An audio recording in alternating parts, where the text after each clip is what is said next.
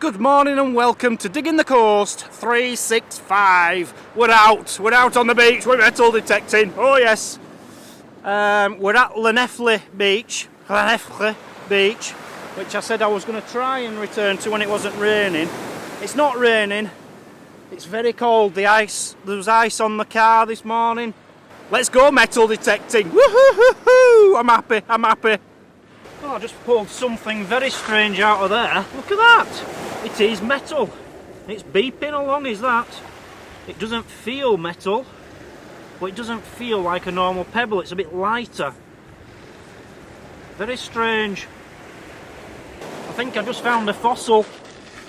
That's got to be a fossil. Got to be. You don't get that shape naturally, do you?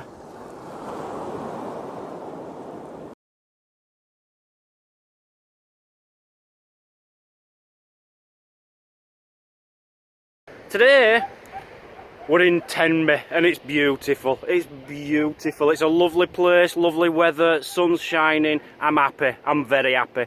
This walk down to the beach is lovely. Very steep downhill decline, but I'll tell you something, I'm not looking forward to coming back up again.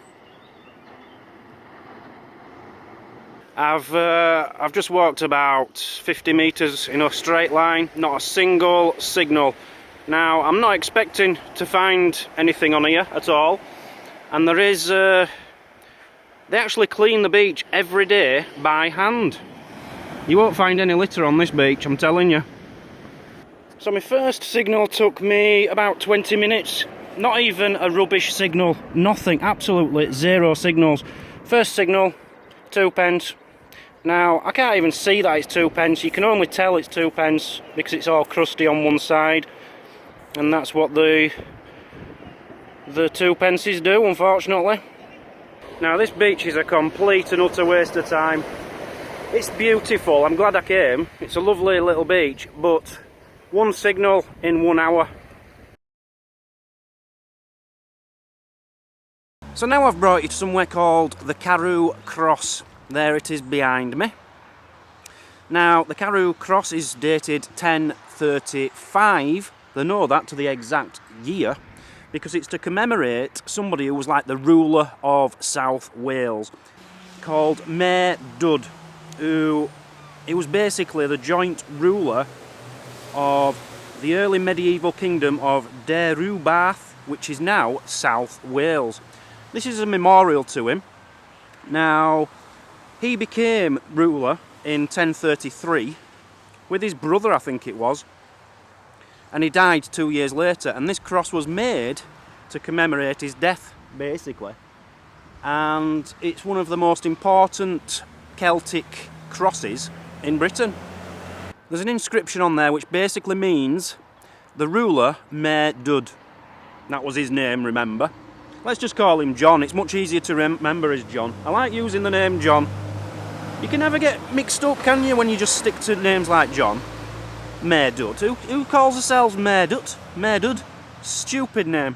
Now the cross has been moved 4 times in history. Nobody knows where it was originally, but it was definitely moved after the 1600s. And then it was moved away from the main road, just to protect it a little bit. And then at the beginning of the Second World War, they moved it again near the castle, and it's more like a decoration to the castle now because there is a Carew Castle.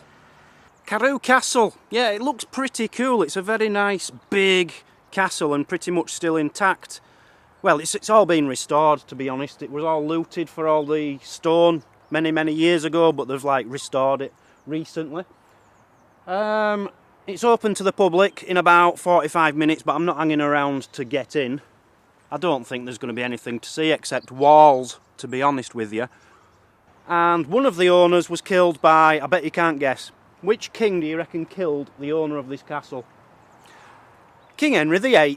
Oh yes. Anything built after the year 1200, King Henry VIII had something to do with killing or knocking it down. He was a baddie. And somewhere I'm not going to take you, but there's actually a mill over there, and it's a tidal water mill. So it would only work when the tide was in, because this river goes out to the sea. And it's one of only 4 in Britain. I'm just not interested in mills, to be honest with you. So I'm not going to walk all the way over there just to show you a rubbishy little mill. So I've been out detecting the last few mornings with no luck at all. The signals yesterday on Tenby Beach were unbelievable. I had one signal in 1 hour. It was a joke. It was the cleanest beach I've ever known. Not even an iron signal, not a rubbish signal, just one signal, and it was a 2p piece. So I spent most of yesterday, I quit after an hour. I spent most of yesterday planning my next month. So if you go to diggingthecoast.com and tour dates, you'll see exactly which beach I'm planning on being on for the entire stay in Wales. And I'm in the middle of planning which hostel I'm staying at along the way as well. I've already booked in to one tonight for four or 5 nights. So yeah, if anyone is in Wales who is going to offer me some permission to metal detect with them, please let me know. Look at them dates, look at the tour dates and get in touch. Tell me which day you're planning on inviting me out, and I can then reschedule that on the website. As well as that, if anybody knows that any of the beaches I've picked, you're not allowed to metal detect on them, or they're not worth detecting, or you know a better one to detect, please let me know. And if anyone knows anywhere where I should definitely go on the Welsh coastline, so I can add that into my little diary as well. Because there's some places, I know there's some sites on the coast, like amazing like rock formations on the coast, but I don't know where they are. So if people can let me know, I'll look into that and I'll get you there. I've now brought you to the Llawhaden Bishop's Palace. A big boom in the background there. I don't know what that were all about. Llawhaden Bishop's Palace. It's some ruins, but this is where the bishops of St. David used to come, and they were described as worldly men. They were worldly men who enjoyed the privileges of wealth, power and status. So basically, bishops, you know, people of the cloth, religious people, even they had all this stuff. They always wanted like wine and probably women, and there were probably orgies and all sorts going on here. It wouldn't surprise me. Next to here is a big manor house. Now the manor house, believe it or not, got surrounded at one point. I bet you don't know who it was surrounded by.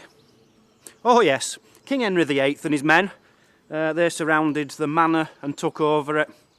I just can't get over this king.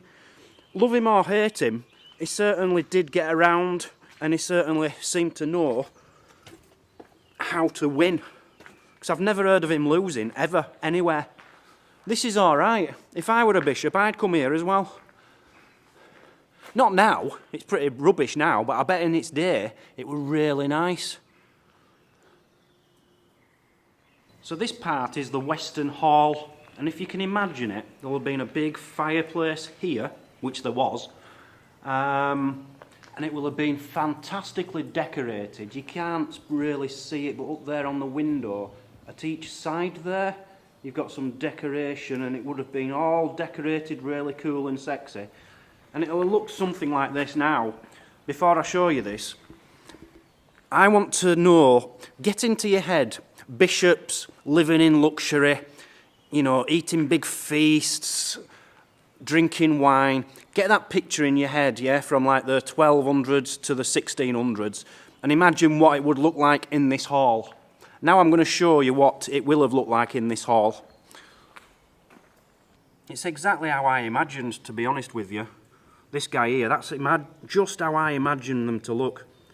Big, fat, eating really well. But that's similar to what it would have looked like in here. Very nice. Very nice for some people, you know. Got to be a bishop to get on in this life. In that life. Not this life. No one cares about bishops anymore, do they? They just lock them up for kiddies fiddling. So just walking around here, I can't can't understand why bishops would need this. I thought bishops were in like cathedrals and churches. And, you know, why don't they just live in a little house next to the church? Why do they have to have all this?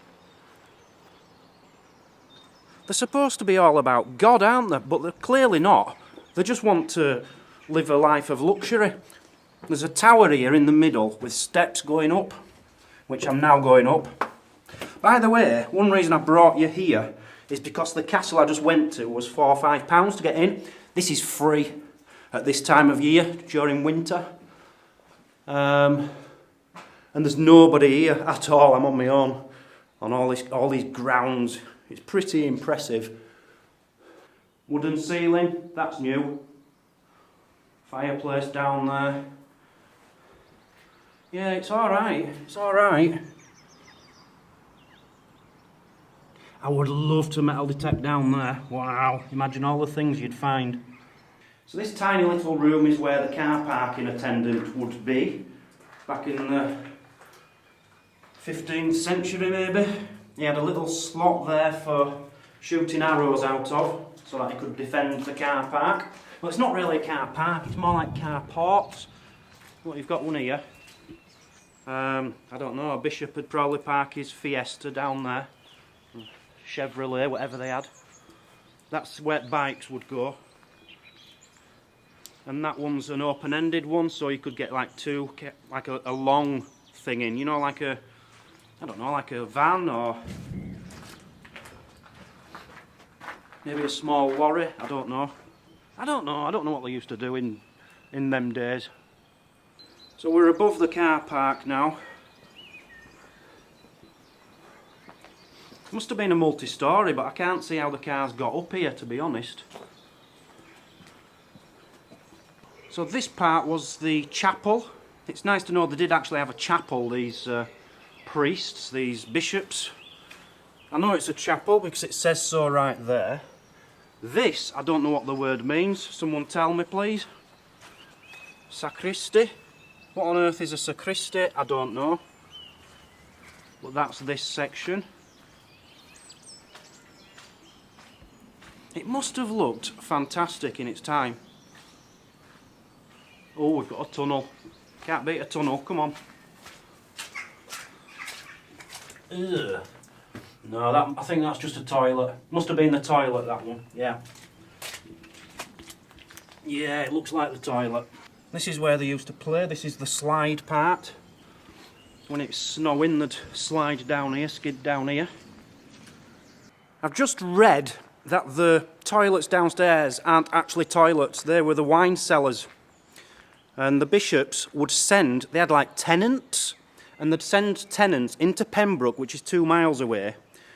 They'd send them into Pembroke to get wine for the bishops at their own cost. So the tenants, you know, if they wanted to stay in their houses around this area on the land, they had to go get wine for the bishops. I'm really going off religion at the moment.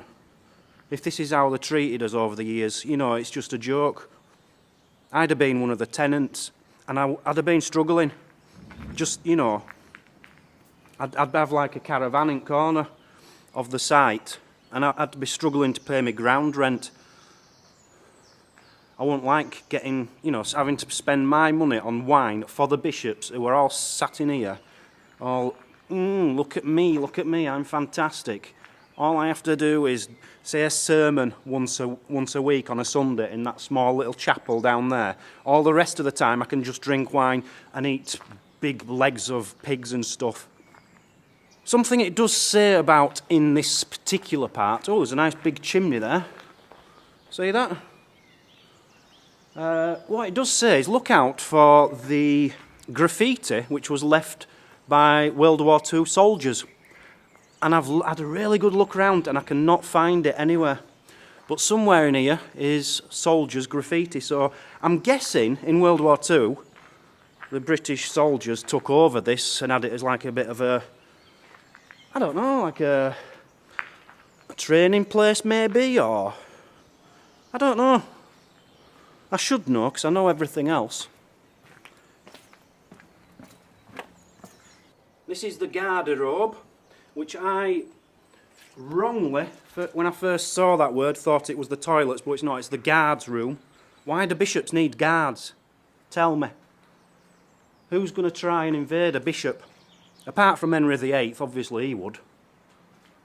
So my advice is, next time you go to a cathedral and you've watched the service on a Sunday, just go up to the bishop and just ask him, say, excuse me, would you mind telling me where you live and how you live? Could you take me to your house, have a little look around? Because I'll tell you something, they're not living in a flat on the same road as you. They're living in places like this. This must be the section where they used to play hide and seek. Just in here. Wow, look at this. The walls are dripping. This is really nice. This is a proper, like, car park. Bit of a tight gap, but hey, you could get a Citroen C3 through there. Just a little tip for homeless people, if you live in the Pembroke area, come here for winter.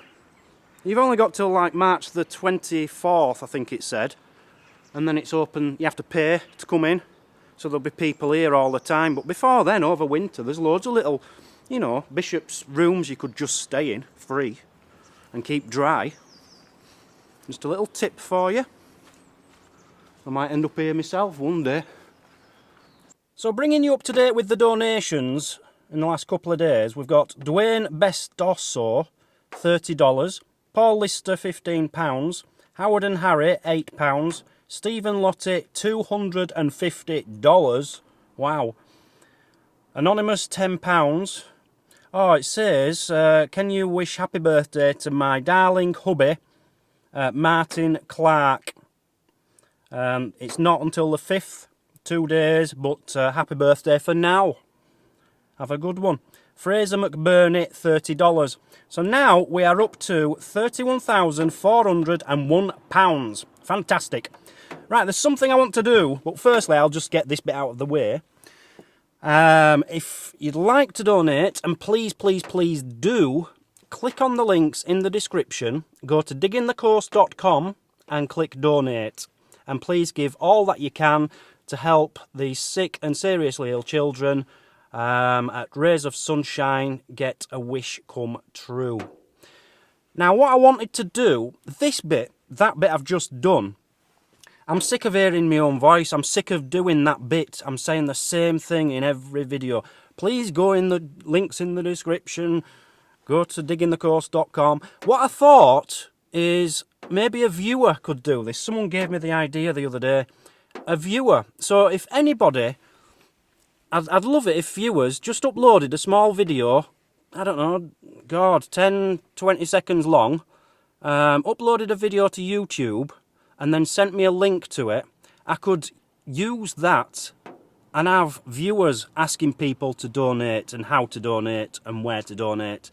So if anyone would like to do that and get in one of the videos, please do. That could make these videos quite exciting. So check out the website for where I am going, people. Everything seems to be planned now. I haven't planned what I'm going to do in the day when I'm not detecting, but I've picked the beaches I'm going to be metal detecting on each day, weather permitting. And I'll see you tomorrow, bright and early, at the first beach on my map. Looking forward to it. See you all later. Goodbye. Okay, I've just done my good deed for the day. I was just driving on this road here, and here are a load of sheep coming out. About 30 sheep coming out onto the main road, so I like rounded them up with my car, chased them back into this place. I've got them all back into like the fieldy bit at the bottom, apart from 2 which are stuck on the car parky bit. So I've just shut this door and I've rung them up. Jews Lake Farm, look after your sheep, guys. You know, you could have lost about 40 sheep walking down the road there if it wasn't for me. Now, don't forget to support Deep Digger Dan's charities by clicking on the link in the description. Woohoo!